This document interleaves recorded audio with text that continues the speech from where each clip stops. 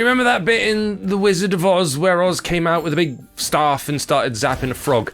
Yeah, no, me neither. Hello, everybody. My name's James. It's been a little while. This is Wanderer's Eternal World. It's our sponsor for the week. We do them from time to time. We tell you up front, and this specifically is the beta that was recorded about a week or two ago. I got access to this. You may notice there's a cursor flying around the screen. That's because I'm playing it on PC. It will be available on mobile, but PC was the best way to get access to the beta, and we wanted to show you some of the stuff early before it actually comes out, which will be in the not too distant future.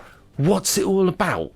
It's kind of a mixture of MMO and PvE dungeon stuff, and then you get on a little magical beastie and you do races and things. It's a bunch of different stuff. So here, this is an example of the glitch dungeons. I'm going to be hopping around the footage that I've got because you don't want to hear me clicky-clacking a mouse while I'm doing this. I've taken control of Alice here.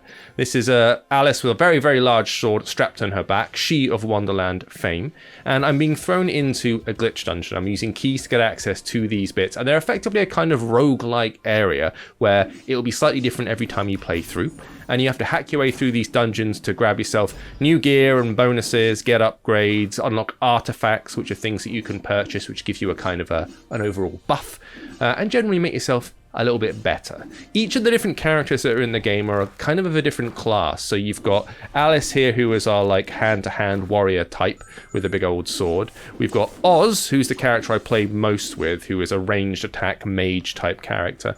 And you've got other people turning up. Scarlet, who I think is kind of a Red Riding Hoodie kind of thing, and you'll see more of them as you go through the game. But not everything was available in the beta, of course. This is still in, an unfinished state, but it does give you a good idea of how it looks and how things will be when the thing finally goes live. So you see me hack through some enemies.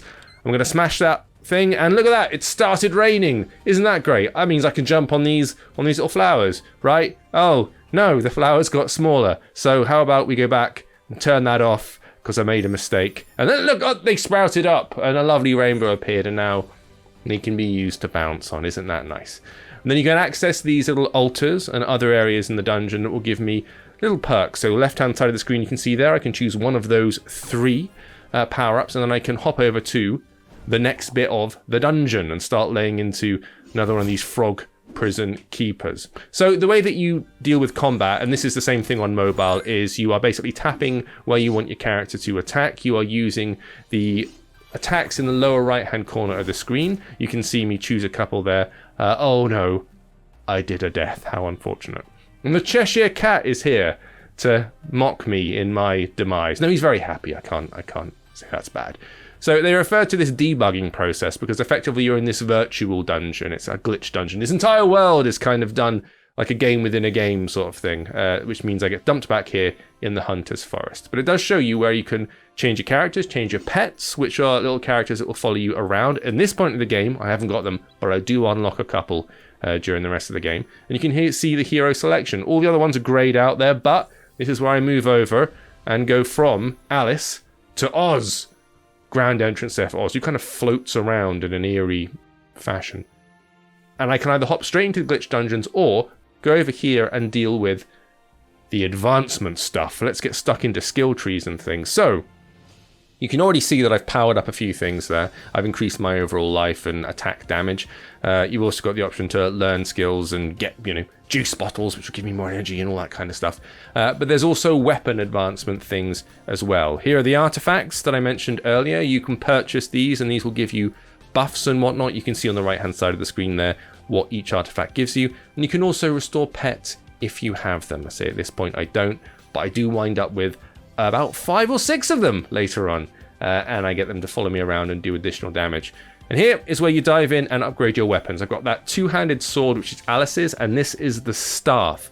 And by playing through those glitch dungeons, you acquire those little things you can see at the bottom here, those weapon enhancement shinies. And look at that, bang, busting up from level 2 to level 3, and now my stuff will do that much more damage, which is exactly what we want. So let's go and get stuck into a dungeon and see what we can do.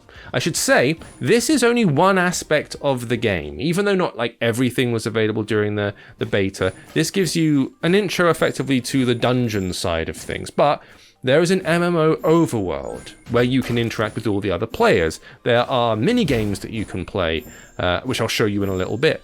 There's mounts that you can purchase and then participate in races. There's more than just this sort of hackety slash of it all. Let's go for the speed boost with this one, and then hop to the next one. These dungeons branch, by the way. That roguelite thing, you can see sometimes when I've completed a little area, it'll give me a new box to go on, and that leaps me through to the next place. But sometimes you get multiple boxes, and you can kind of choose which way you want to progress. Now, let's dive into the overworld. You get these grand dramatic entrances. So this, right here, there you go. This is kind of the Wanderer's Wonderland. This is the area that you wind up exploring. And if you want to go and participate in mini-games, you can kind of hop into the menu and then jump to an element on the map. And this map is, you can view it at any point, and you can hop between areas once you've accessed them and unlocked them. But rather than just jumping straight into a mini-game, it's a case of wandering around the world, finding the game you want to participate in, and then going for it. And in this case, we're trying out, it's that tree felling game. You know that one that appears on mobile, where you sort of tap left and right and you choose which side you want to hack down so you don't get battered by leaves. You can see me sort of playing this for the first time and going, hang on a minute, I know what this game is. I've played this before, I've got a mobile device. And you can start smashing through this. And like I say, little mini games that you can participate in and, compete against friends if you feel like it. If you jump over here to the Queen of Hearts castle, it's another one. These are all indicated by the game zone thing you can see here. The castle leads us into a great big maze. Like in that, with the Alice in the Wonderland and the maze and all that business, you see? It's all thematic, it all makes sense. And you can wander down here, and if you find the right way through, you get lots of lovely treats, and you can unlock stuff. Even in the dead ends, there are things to find that are maybe worth the hunt.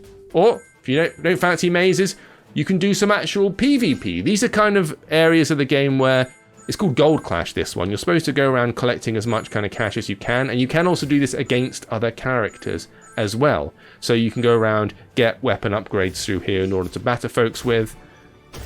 Floors start collapsing, panic starts ensuing, and if you win, then tons and tons of cash on the way. And these are all little updates from the other characters who are participating. Gold crown for the Wanderers, come on! Can we keep it for the victory? We certainly can. And that gives us a big win, you see. Very nice. Now, wandering around the overworld gives you other things beyond the mini-games as well. For example, I want to get myself a pet. The pet is the thing that will help me in battle. So we go down, we do a bit of a summon. I've already, got some the currency required in order to do it. This bird goes mental and spawns a bunch of eggs. And then we need to see some little lads. But I got the longhorn blowfish.